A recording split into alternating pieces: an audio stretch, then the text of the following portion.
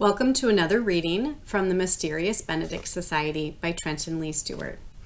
Today we will be reading the chapter Caught in the Act. The very next day, Sticky was caught cheating. In a display of triumphant fury, Jilson marched to the rear of the room, snatched Sticky's hand with which he'd been tugging his earlobe, and demanded, "What's this?" Terrified Sticky mumbled, My hand. Yes, but what were you doing with your hand? Scratching my ear. I'm not as stupid as I look, you know, Jilson roared, then hesitated, realizing what she'd said, before scowling and saying, That's it, Washington. You're going to the waiting room. Stand up. Jilson glanced at Rainey and Kate, and at Constance in the back, obviously suspecting one of them as a cheating partner, but the fidgety bald boy was the only one she felt confident about. Stand up, she repeated, yanking Sticky to his feet as if he weighed no more than a bird. The rest of you sit tight. I'll send another executive to monitor your quiz, which, thanks to this cheater, you'll all have to start over from the beginning. Boos and cheers erupted as Sticky was dragged from the room, casting one last frightened glance back at Rainey before disappearing. With an awful, helpless feeling, Rainey watched him go. He looked back at Kate, who shook her head grimly. Sticky was in deep trouble. They were all in deep trouble. Too bad, so sad, said Martina. What exactly is the waiting room? Asked Eustace Crust, one of the special recruits. Ask Corliss Danton, said Martina smugly. Tell them, Corliss. Corliss, who at the mention of the waiting room had buried his face in his hands, was silently wiping tears from his eyes. It's just a place you go when you're waiting to meet with Mr. Curtin. An unpleasant place.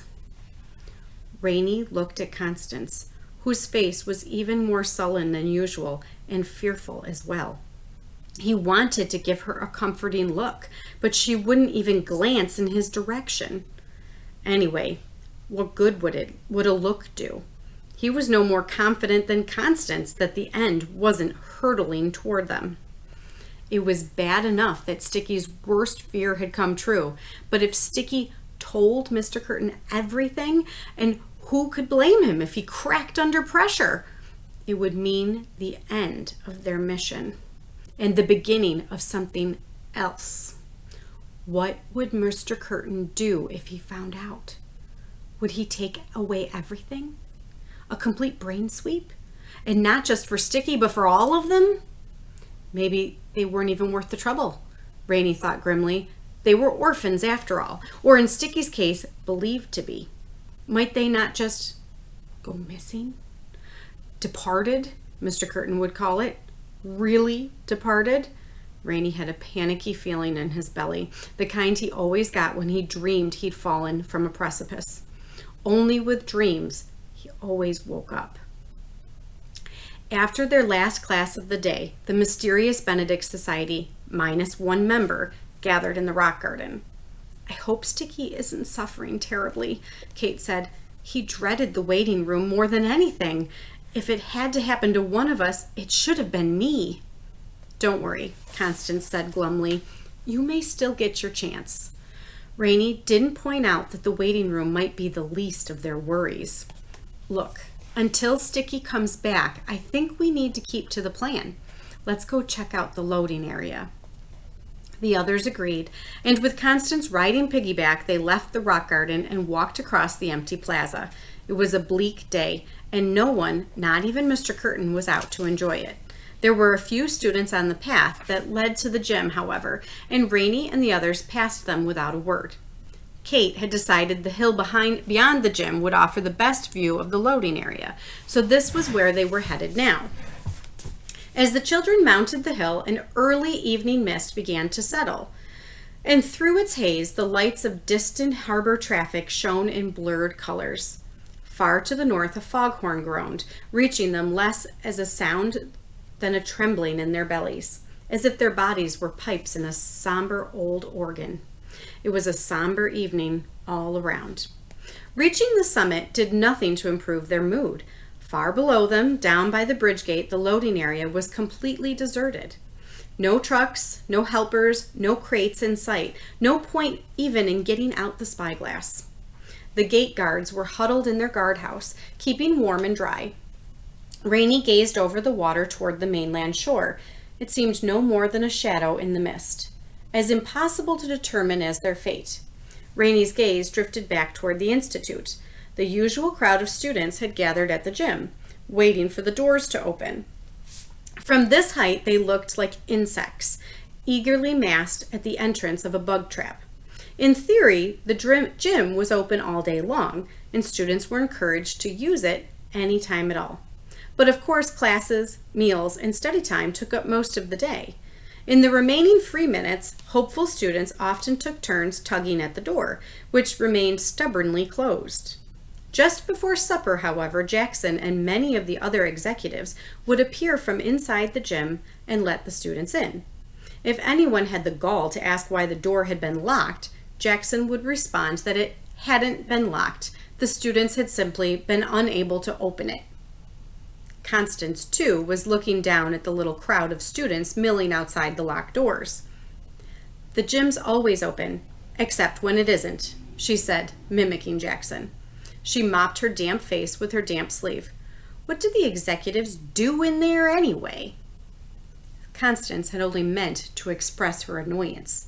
In fact, she was composing an insulting poem in which executives licked the gym floor clean.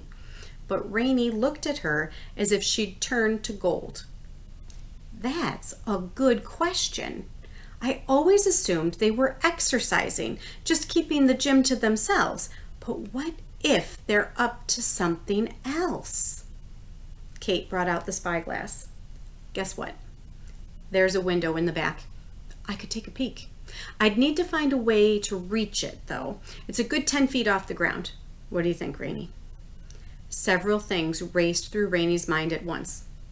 It would mean going off the path, which meant risking traps, not to mention serious trouble.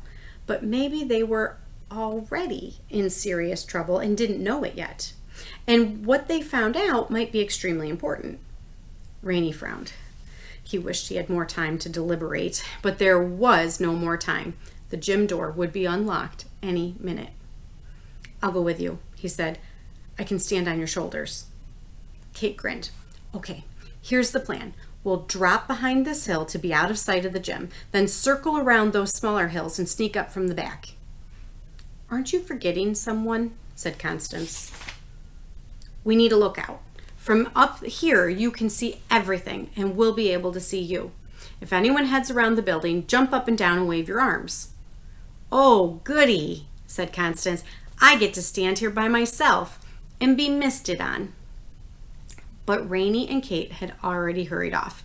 They moved quickly downhill, running over damp and scrub brush and narrow swaths of grass, steering clear of boulders, keeping an eye out for drapeweed. Finally, they came up to a low rise at the rear of the gym. Here they were hidden from view, and as Kate waited for Rainey to catch his breath, she jerked her thumb behind them, where the land erupted into a jumbled labyrinth of dunes and rocky hills. "Our escape route," she whispered, "if we need one." Rainey squinted up to the hilltop where they'd left Constance. He could just make out her small red figure against the backdrop of the gray sky. He thought she might be moving, though only slightly. "Is Constance waving? Can you tell?" Kate peered through her spyglass. "Just picking her nose. Let's move." Quickly, they climbed over the rise and scrambled down behind the gym, where the ground gave over entirely to crumbled gray stone, as if the building had shed pieces of itself onto the land around it. Good, Rainey thought. No footprints. He was worried, though, by the discovery of a back door that Kate hadn't seen or thought to mention. Rainey pointed and frowned. They didn't want surprise visitors. Kate was already working on it. She pointed to a large petrified tree limb lying among the stony rubble nearby. Together, she and Rainey dragged it over and braced it against the bottom of the door. Kate gave a satisfied nod and knelt down.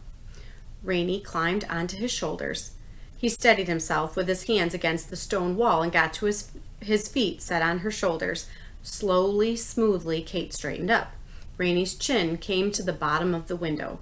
He could just see inside, and what he saw was the most curious thing. 2 lines of recruiters. There were dozens of them, stood back to back down the length of the gym floor as if preparing for a dance. Each of them faced some kind of cutout figure, but Rainey wasn't sure what they were. At the far end of the lines stood Jackson, SQ, and a great many other executives. Jackson was shouting something Rainey couldn't make out. Again, as if in a dance, the recruiters adopted different poses. Some spread their arms as if welcoming an embrace. Others reached out as if to shake hands in greeting, and still others raised their hands, palms forward, in a calming gesture that Rainey recognized too well. All of them were smiling. Jackson shouted again. Rainey could see the figures more plainly now. The figures came in all sizes, from small children to full-grown adults. He shuddered.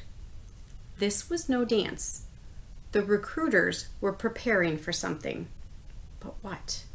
Hadn't Mr. Curtin's journal said new children were no longer necessary? And this many recruiters certainly weren't required to guard the bridge gates. No, they were preparing for something else. The improvement, the thing to come. All right, everyone, Jackson shouted. That's it for today. The executives started making their way down the lines, collecting the paper figures. The practice was over, and it suddenly occurred to Rainey that he'd never seen recruiters leaving the gym, which must mean they used the back door. His stomach did a flip. He and Kate needed to get out of here. Kate, he whispered, glancing down. He didn't finish, for just then he glanced back through the window and saw SQ staring up at him. Fear shot through Rainey like a dose of hot poison. His nerves tingled all over his body, and in panic to get down, he toppled from Kate's shoulders. Are you all right? Kate whispered. Run! Rainey cried, regaining his feet. Run, run, run! Rainey was halfway up the rise when Kate overtook him and caught his arm in an iron grip. Come on! The back door gave an ominous thump. Then another, followed by the sound of angry curses. The tree limb had bought them a few extra seconds. Together they dashed up the rise, with Rainey half running and half being dragged behind Kate, feeling as if he'd been tied to a galloping horse. He cast one glance up at Constance, a red smudge on the hilltop, jumping up and down and waving furiously. And then he and Kate flung themselves down the other side of the rise, out of sight. Tell me they didn't recognize you, Kate said, pulling him to his feet. I don't know, said Rainey. Then let's head for the hills and hope for the best. And so they fled, away from the gym, away from the paths, away from the institute, into the tangled rock jungle of sand dunes, ridges, and crags that made up the island's interior. Weaving among the hills, keeping low, constantly changing directions, they ran as if their lives depended upon it, which indeed they might have. In his mind's eye, Rainey kept seeing SQ's disapproving, accusing eyes. Had he been recognized? Had he been? When Kate thought they'd put enough distance between themselves and the gym, and convinced they hadn't been followed, the two children hunkered beneath a scraggly copse of stunted cedar trees to rest. It was just in time. Another step and Rainey might have collapsed into a useless heap. Between ragged breaths, he told Kate what he'd seen, right up to the part when he'd seen SQ frowning at him from across the gym. Unbelievably, or almost unbelievably, Kate made a joke of it. Well, if he recognized you, he's probably wondering how you got to be so tall. She chuckled. The poor guy, he's not the brightest. Rainey groaned. He'd just realized something, having only just sat down. He struggled to his feet again. We need to split up. Why? I thought we'd just circle back up to Constance. Listen, Kate. They'll know it took 2 people. The window's too high for one person to have looked through without help. Remember? You go back for Constance. If SQ recognized me, at least you can claim you were miles away when it happened. Gosh, you're right, Kate said, adjusting her bucket on her belt. You head that way, then, and I'll fetch Constance. If we're lucky, we'll be laughing about this over supper. If we're lucky, said Rainey, who was not feeling lucky at all. In fact, he had the awful feeling he wouldn't see Kate again. If Mr. Curtin knew the truth, by tomorrow, Rainey might become someone else entirely. A mixture of mysterious pain and forgotten purposes, forgotten dreams. His friends' faces would blur, like photographs somehow being undeveloped, then disappear entirely. The mission would fail. All would be lost. Suddenly, Rainey felt compelled to grab Kate's hand.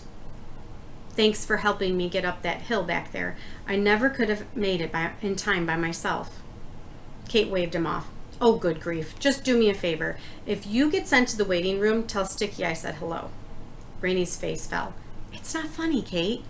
For a moment, a fleeting moment, Kate looked desperately sad. Well, of course it's not funny, Rainey Muldoon. But what do you want me to do? Cry? Now get going, will you? And make sure I see you at supper. She turned and hurried into the gloom. And so, in the darkness and mist, Rainey picked his way alone through the forbidding hills. In half an hour he arrived, weary and wet, at a path on the far side of the Institute. Nobody accosted him in the student dormitory, where he slipped into his room and changed. And no one looked askance at him as he crossed the plaza. He had yet to meet an executive, though. Rainey hesitated a long time at the cafeteria door, then telling himself he must at least pretend to be brave. He went inside. He saw the girls right away. They sat in damp clothes at a table to themselves. Constance resembled a wet hen. Same shape, same dour crankiness, and only slightly larger. But Kate smiled when he came in, and the sight of her sunny face gave Rainey a pinprick of hope. He reminded himself Kate was capable of smiling in dire circumstances. He shouldn't assume good news. Still, nobody seemed to be paying him any attention, and the executive on duty only gave him a bored look and turned away. So perhaps Kate really did know something. Kate really did. The moment Rainey sat down, she told him he was safe. Rainey thought he would die of relief. They were questioning students when Constance and I came down the hill, Kate said. Nobody saw you. Jackson asked us, and we told the same story. He was yelling at SQ. Is that really the best you can say? An average-looking boy? An awful lot of boys are average-looking, SQ. And poor SQ, he just kept arguing that this boy was especially average-looking. Jackson seemed ready to strangle him. Rainey couldn't believe what he was hearing. He was safe, really safe. And then, just as suddenly as the weight had lifted from his shoulders, it returned. For now that one worry had passed, others quickly crowded in to take its place. Sticky was still in danger, and if Sticky was, they all were. Are you okay? Kate asked. You look terrible. At least he's dry, said Constance, who was blotting her hair with a napkin. You haven't seen Sticky, have you? Or heard anything? The girls shook their heads. They all grew very solemn then and finished their meal in silence. And that is the end of the chapter.